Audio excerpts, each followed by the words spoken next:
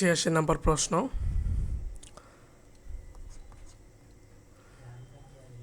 একটা ধারা দেওয়া আছে, ধারাটির প্রথম 9টি পদের সমষ্টি নির্ণয় করো। তাহলে পার্থক্য হচ্ছে 8 8। তাহলে এটি সমান্তর ধারা।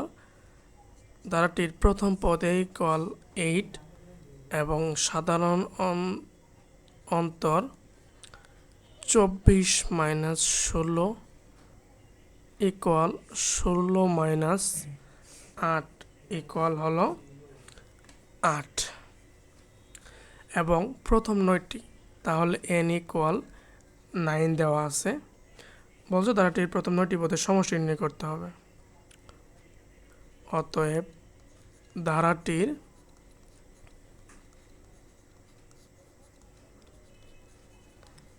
প্রথম 9টি পদের সমষ্টি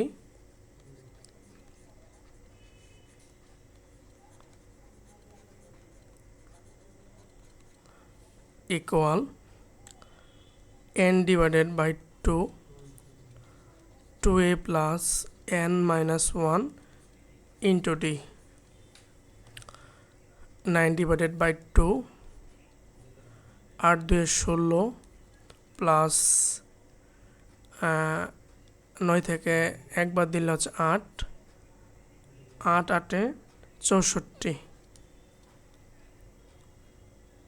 70 80 80কে 2 দ্বারা ভাগ করলে হবে 40 4 নং 36 360 অ্যান্সার।